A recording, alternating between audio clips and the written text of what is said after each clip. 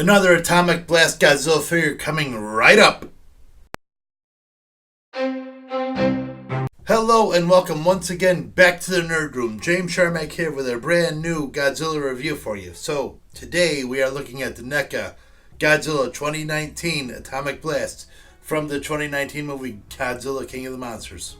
I'm really excited because I've not done an American Godzilla figure from Neca yet, so I'm looking to see how this turned out, see how it looks, posability, the whole 9 yards. Excited to do it? You bet. So if you guys like the Godzilla reviews, let me know in the comments below. If you like it, hit that like button. If you like what I'm doing, haven't subscribed to the channel, why not do that? So we'll see how this figure goes. Maybe we'll see about doing some more figures from the line in the near future. Crossing my fingers, we'll see how it goes. And let's take a look at the box, then we'll take a look at the figure. Alright, so let's take a look at the box. So clearly this is a different design that they have used, obviously. We talked about this with the King Kong vs. Godzilla, where they're not doing the plastic clamshell anymore. They're doing the cardboard box they've used for their other film figures, so that's pretty cool. So right on the front you have a nice, fantastic look of Godzilla looking ready. He's going to fire that atomic blast. So let's take a tour around the box. So this side just tells you the figure, it's the details of the figure: 25 points of articulation, jaw, blast, accessory 12 inches from head to tail, so that's pretty cool. Turn around in the back, you have pictures of the figure in action, so that's pretty cool, and some of the other figures that they have in the line. And on the side you have a lot of text, so if you want to pause it right now and take a look, there you go. But it's Godzilla is taking on King Ghidorah or whatever. Open it up. You have a nice picture of the figure itself. They probably did a little thing with the eyes anyways. The figure's right there, so that's pretty cool. It has some directions on the bottom for assembling the tail, I guess. On the top you have just a nice picture of the figure itself, I guess. Godzilla's head. Godzilla King of the Monsters, Godzilla. 65 years of Godzilla, so that's pretty cool. A NECA. And the Monsterverse logo, I suppose. So that's your box. Let's take the figure out and let's take a closer look at it. Okay, guys, so we have the figure out of the box, looking very cool. He needs a little assembly, so we're just going to pop the tail right in. Now, the instructions say to just dip the tail in like some warm water for 25 seconds, but I don't do that. I'm a chump, so we're just going to force it right in, right?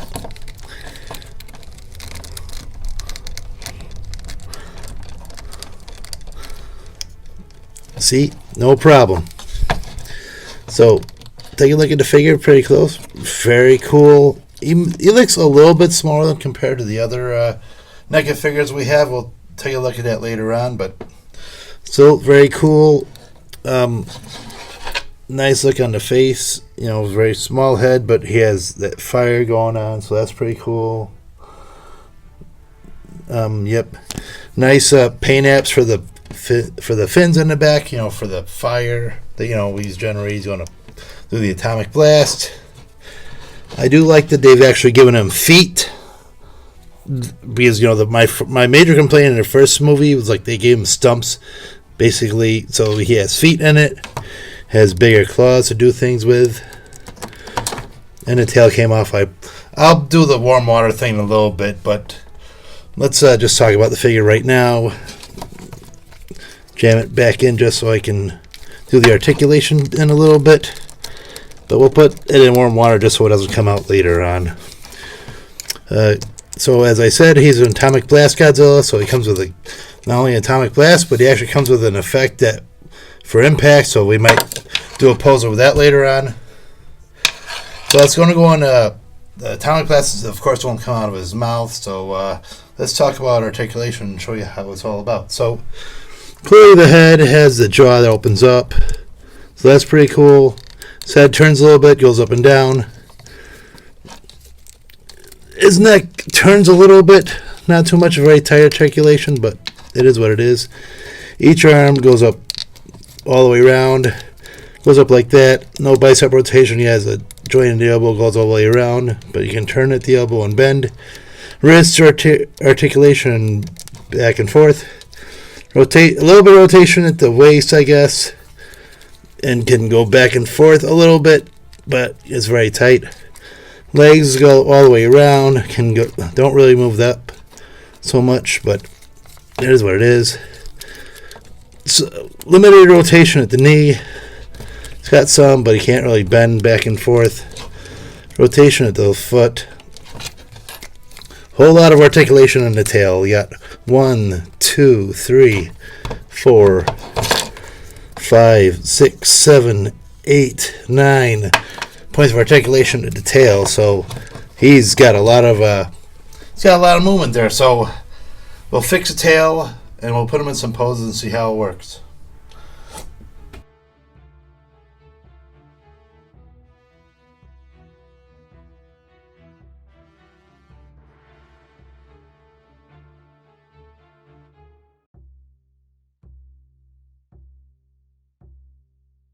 Well, I do think he's a cool looking figure. I think he has some articulation problems.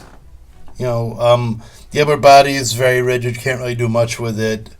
The legs, don't go in and out like, say, the other Godzilla figures have. So, it's a little bit rigid. Can't really do like the, real cool fighting poses or whatever. But still, the paint job is fantastic on it. I will say just the whole glow on him going around and going through with his veins and whatever, and especially around the eyes. Very cool. He is a cool looking figure. Just wish he was a little more pliable. And here I have the other two Atomic Blast specific figures I have from the line. I have the Shin Godzilla and the 2001.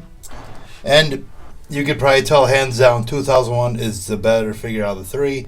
Just specifically for the paint apps and, a more solid representation of, say, an atomic blast coming out of the mouth with, a paint reflection of the heat blast throughout the upper torso, where the other two don't. That's kind of disappointing.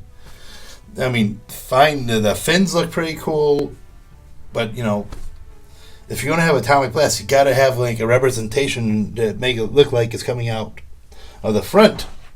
And, it's light, so he's going to, project the little beams. It's going to, show some light on him. So, yeah, that's a little disappointing.